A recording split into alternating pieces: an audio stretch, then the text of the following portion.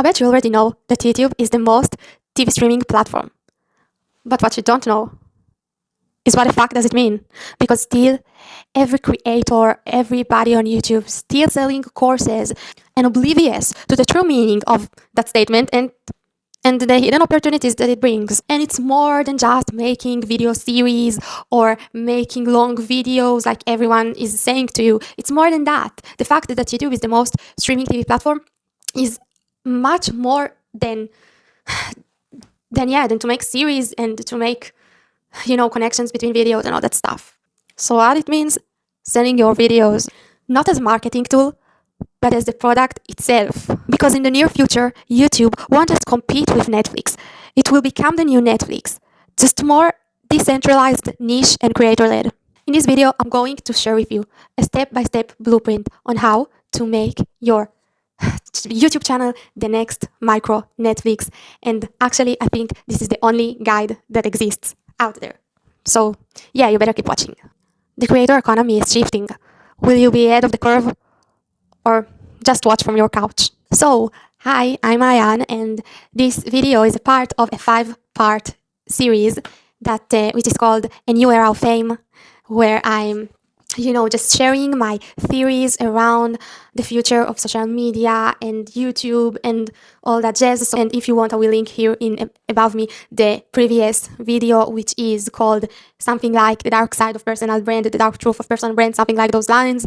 And also a disclaimer, I'm sharing my theories and my opinions. I'm not an expert. I don't have, I don't have background in business or something like that. Actually, I have a background in psychology.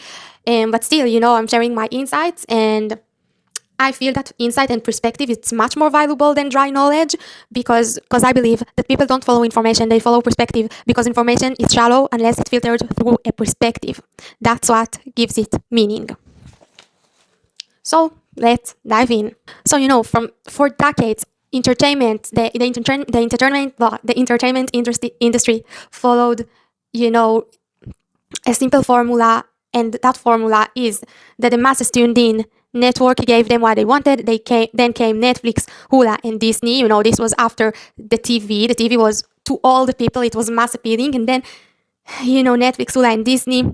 The game shifted from broadcasting to on-demand, but even Netflix is struggling to keep up. Why? Because we're moving away from mass media entirely. I mean, that we're moving away entirely from mass media. That means that even things like platforms like Netflix, Disney Plus, Amazon Prime, all of these, they are still trying to appeal to the masses by providing something to watch for everyone. There's a bunch of categories, a bunch of genres for everyone to watch something they can relate to. But they are still, based upon trying to appeal to the masses. And this thing is, in the future, I believe, will going to be replaced completely. So today people want something that is specific to them. You can see it on YouTube. People like to watch YouTubers that are like them, that they can relate to. And that is the most important thing that people are searching for, that the viewers are searching for, the consumers. They want that specific, they want the experience that you are talking to them, like you really know what's going with in their hearts and in their heads. And Netflix and all of that just can't provide this experience, and that's why in YouTube you have so many channels, and many of them are many of them is around a specific interest, even like tea party. I know there's some channels around tea party, how to create the most tea parties. But the future of entertainment is niche, and that is the one crucial thing that separates YouTube from Netflix, because on YouTube you can have that, and on Netflix you can't. So that is the key component in what will become the future of YouTube, the Netflix of niches, and your channel, a micro Netflix. So Netflix operates by producing high quality shows and locking them behind a paywall, a subscription model, and then that's how they make their profit. What if creators did the same thing, just on YouTube with a very specific niche? Why work twice? You're already producing high quality content because, right now there's a lot of competition in YouTube. It's very saturated. So you already need high quality content in order to, to rise above the rest. And so you're already making this kind of content. So why not charging money for it? Why not selling this as your product? Why work twice with coming up with a digital course or a curriculum or something, or or merchandise or whatever? I think it's an interesting idea. Myself, I would like to try it one day when I will have followers. um, you can build an entire membership ecosystem around your videos. So why nobody is doing it? I mean, there already exists some platform like this in the market, like Uscreen, for example, that can let you create your own Netflix. These platforms can, I don't know if you are familiar with them, but basically they let you host all your videos in a platform like Netflix, something like that. They are existed for a long time, and yet nobody is realizing that the future is going to in that direction. So why creators doesn't utilize it? It's because creators are really stuck in the course selling trap. And don't get me wrong, I think selling courses can be good for some people and in some conditions, but there's a problem, and the problem is everyone's doing it. Oversaturation. Courses aren't binge worthy; they feel like work. Audiences are getting tired of being sold to. Scam. The other scene option, the other scene option, the only other scene option is physical products, which is more labor and less profit. Selling just in order to sell with no value behind the product. Scam. Watch my video, the truth behind the personal brand, the previous video I made. If you want to know more about that, I will link it. YouTube videos, unlike courses, are addictive. They don't feel like work, they feel like entertainment. And yes, even if you are an education YouTuber, that you're making education videos like my channel, for example, this is what I'm doing. I can guarantee you, people watch you to feel entertained, to feel inspired, and not because because knowledge is not rare anymore, especially with all the AI. And even before AI, knowledge is not rare anymore. Knowledge is not power. Get this to your head. Now, what's really rare in our society today is connection, inspiration, quality, all of those things. And I'm touching this, like I said in the previous video, the dark side of personal brand. So I encourage you to watch it. But this video is more practical, and I'm going to give you some practical, actionable steps if you want to set up your own Netflix, your own micro Netflix. What it's important to understand is that creators are still trapped in the mentality that free content is just a getaway to real products. But what if the free content leads to exclusive premium video content?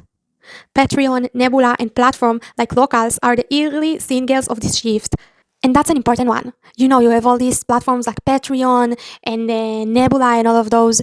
The problem is they are treating, from one hand, you can say, yes, these are membership sites. I can really make some premium video for my Patreons or something like that. But the problem is exactly like the name Patreon. These platforms are being used like a charity domains. Creator treats it like a charity, not like a premium experience, and that's a huge mistake I see many creators do. And I really don't get it. It's probably stems from, insecurity or low self-worth in their value they provide. I don't know, but I feel that there's no reason why treat it like that. So the future, treat your channel like the Netflix for your niche, a micro Netflix. When I say niche, it don't have to be a niche. It can be you as the niche. Because if you think about it, if you are the niche, it is very specific audience you're trying to generate, because you is a very complicated person with a lot of sides. And the people who will find you and resonate with you, they are also will be like you, very complicated and like many stuff exactly like you do. So a niche also can be a combination of things. You know what I'm trying to say here? So I want to give you an example. Imagine how cool it will be to have a streaming platform dedicated and filled with only Studio Ghibli vibe content. Or maybe an entire Netflix only for cat lovers. You see where I'm getting here? This is what I mean by create your micro Netflix. I can tell you that I love Studio Ghibli movies, and in Netflix, there are those movies, but that's the only thing I can relate to, because it's not like they have another content like Studio Ghibli. They have the movies, but if you're done watching the movies, you don't I don't necessarily have other things that interesting to me. Um, I remember that there was a time when I was paying Netflix only so I will have the access to watch the Studio Ghibli movies, and I didn't use it for anything else. So then I decided to delete it, so that it's not worth the money. But yeah, it would be cool if, if someone would have, a Netflix only for content who is in the Studio Ghibli vibe.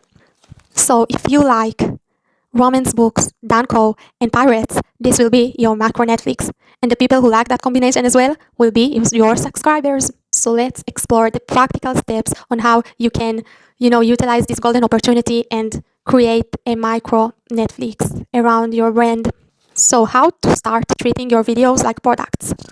So you need to start to treat your videos like premium content and not just disposable content. So how do we make it premium? I came up with a system called Queen Bee, the 5 pillars of premium content. 1, bingeable. 2, expectation. 3, quality. 4, niche, which is the thing that Netflix lacks. And 5, experience. So let's dive into each one of these components, and let's start with quality. So we were talking, I'm looking down because this is my script and I want to make sure in this part that I'm covering all the tiny details. So, in quality, we were talking about this, that the creator economy is booming right now and it's very saturated. So there is a shift towards high quality, obviously. And niche content is a direct result of how accessible the tools for content creation have become.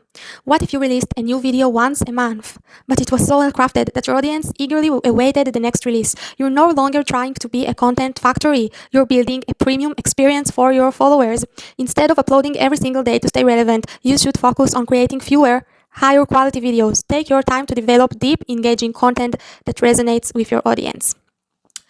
So that's pretty obvious. So let's go to the next one, expectation. Like traditional TV, that you had to wait years for another season of your favorite TV shows, Netflix built an anticipation around the releases. How did she do it? They built expectation into the releases. People wanted to know when the next episode was coming and they planned their entire lives around it.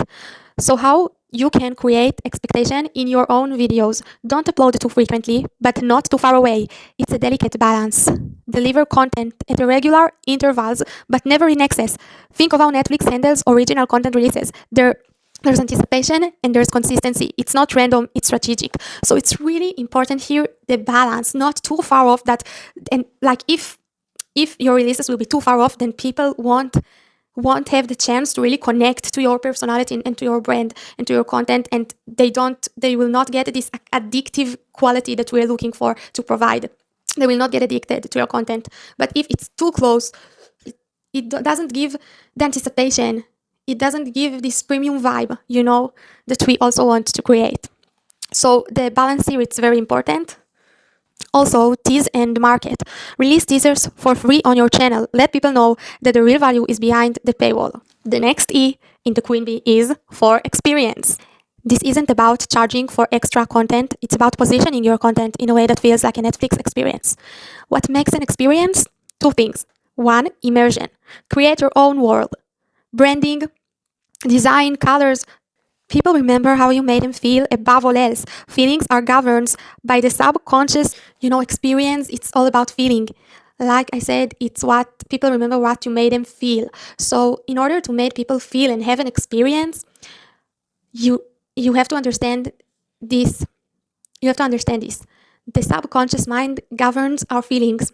And many researchers shows that the subconscious mind is, if you want to influence your subconscious mind, you have to do it through the 5 senses: smell, visuals, hearing, all these things. That is the way to get to your subconscious, to bypass your conscious mind and to get straight into your subconscious mind. That's what you want, to reach people's subconscious mind and thus reach their heart, their feelings, and create an experience. And what better way to present these 5 senses through day-to-day activities that seems maybe, boring scenes or maybe it seems small and insignificant, but this is what makes the feeling of immersion. This is what makes a huge difference. I will tell you an example. Think about how much you attached to a TV show or a book because of the feeling you're in the book like a fly on the wall in their life.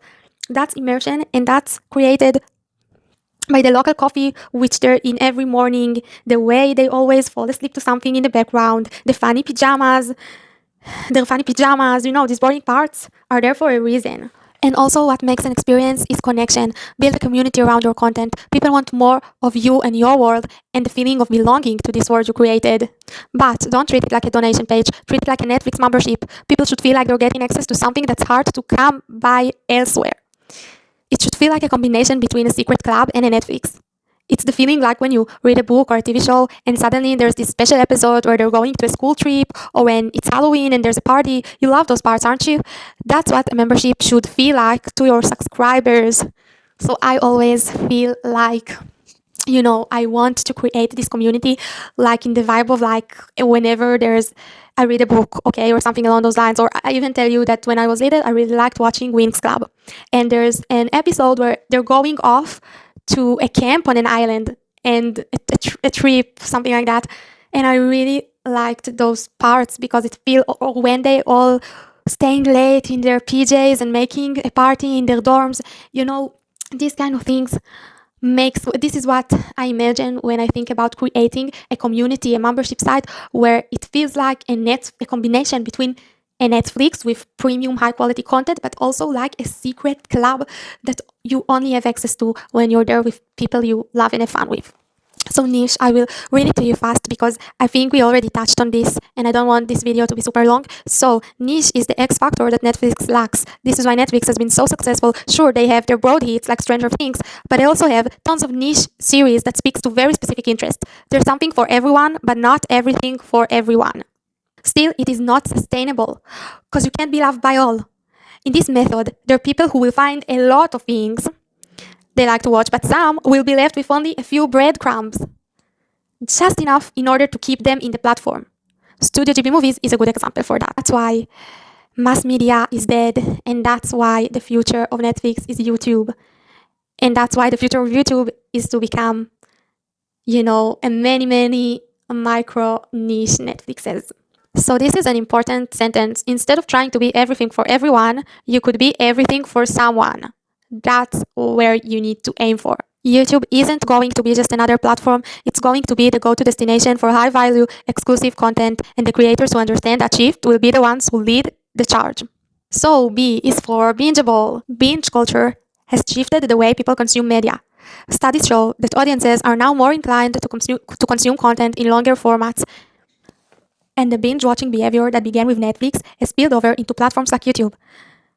Think about your videos as episodes in a mini series, not standalone content. Each video should be a chapter in a larger story. So remember that your videos can be a lot more than just engagement metrics. They can be an entire business. Stop working twice, stop chasing trends, and start building your own niche Netflix and let the audience come to you. In doing so, you're not only going to succeed on YouTube, you're going to shape the entire future of digital content.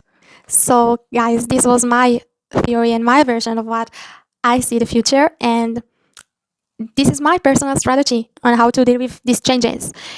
But if you want to create your own personal strategy and customize it, what I've been saying, customize it to your situation, because it's very important, I encourage you to watch the next video in the A New Era of Fame series, which is called Personal Strategy, something like that.